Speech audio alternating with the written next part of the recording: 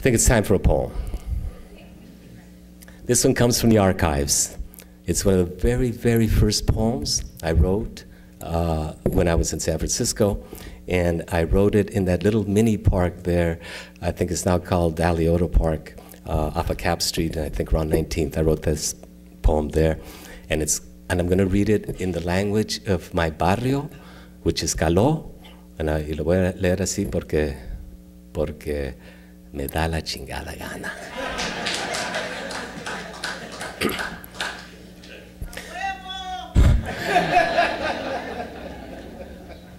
Oh, California. Se fueron por el camino real, ese largo y triste camino de eucaliptos cargados con frijol y maíz, y llegaron en lower down Chevy Ramflas con gafas, fileros, and talking about the high life, tomando botellas de tequila que decían made in Mexico. Hablando 3 palabras de inglés, apple pie y coffee, y cantando, vámonos a California, vámonos a California.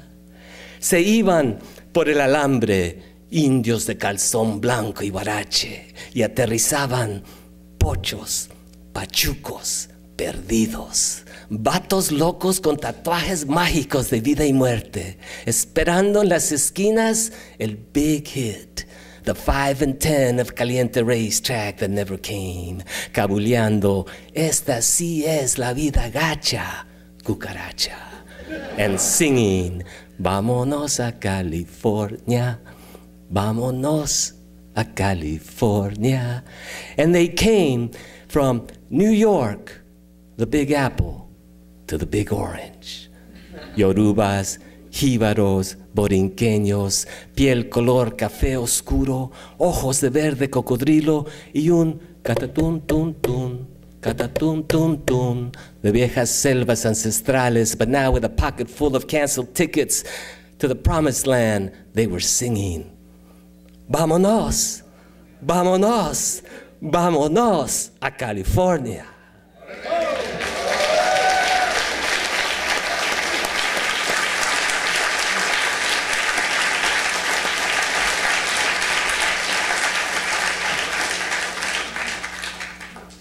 And early in the 20th century, a young Nicaraguan poet, José Coronel Urtecho, came and lived in San Francisco, there on Van Ness Avenue near Green Street, and wrote about what it was like then to be a young foreign student, a young Nicaraguan in the city. And he titled his essay, Mis Gay 20s. But he didn't mean gay the way we mean gay, right? He just meant he was very happy here. But on his return to Nicaragua, with his suitcase stuffed with the poems of Walt Whitman, Ezra Pound, Carl Sandburg, Edna St. Vincent Millay, and many other modernist poets, his influence would revolutionize the poetry of his native land.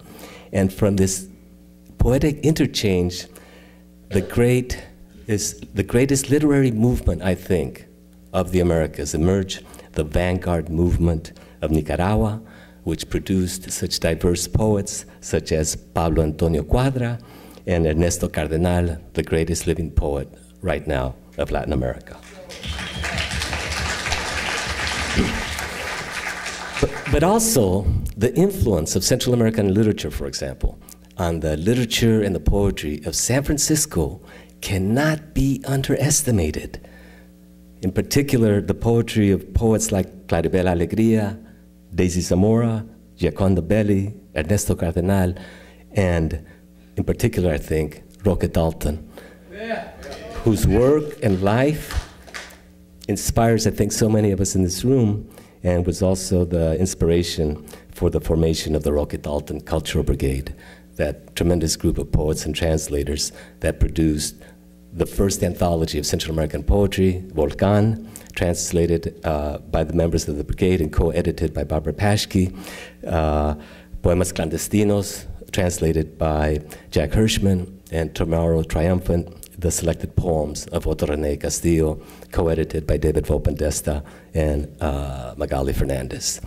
And I think that's part of the work that I am most proud of, the work with the Roque Dalton Cultural Brigade, because I believe very strongly that it is also the duty of the poet to recover the lost text of our continent, the forgotten stories and writers, and to reread them and preserve their work and reintroduce them to a contemporary audience.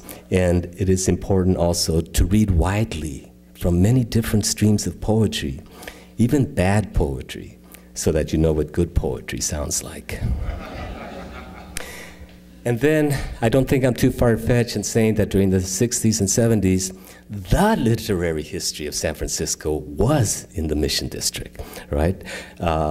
Pushed and promoted very much by Dr. Fernando Alegría, professor at Stanford and cultural ambassador for the Allende government, who did so much to link Latin America to San Francisco, and in particular to one of the most momentous readings ever, October 4th, 1973, at Glide Memorial Church, the reading in solidarity for Pablo Neruda and Salvador Allende, attended by some of the great poets of our time, including Diane Di Prima, previous poet laureate, Victor Hernandez Cruz, Lawrence Ferlinghetti, the first poet laureate, Janice Mary Catani, the second poet laureate, Shane Franco, Kathleen Fraser, David Henderson, Ishmael Reed, Nanos Valoritis, Nina Serrano, to name a few, just to give you insight into the broad range of poets and voices that we brought together during those decades.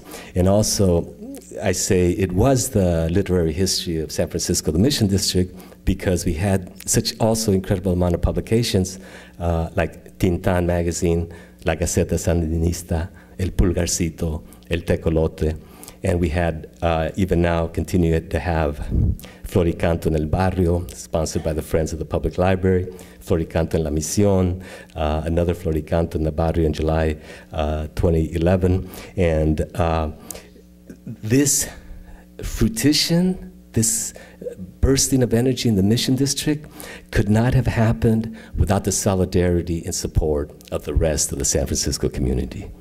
And so the truth is that we have never left San Francisco, right? We have just been left out.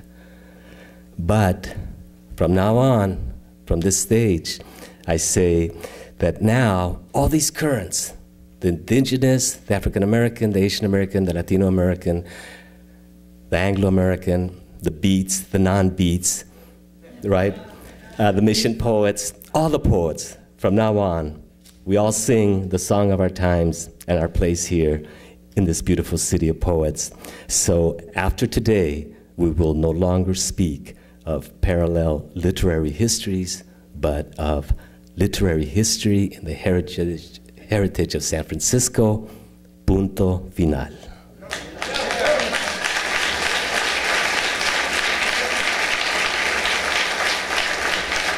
Thank you.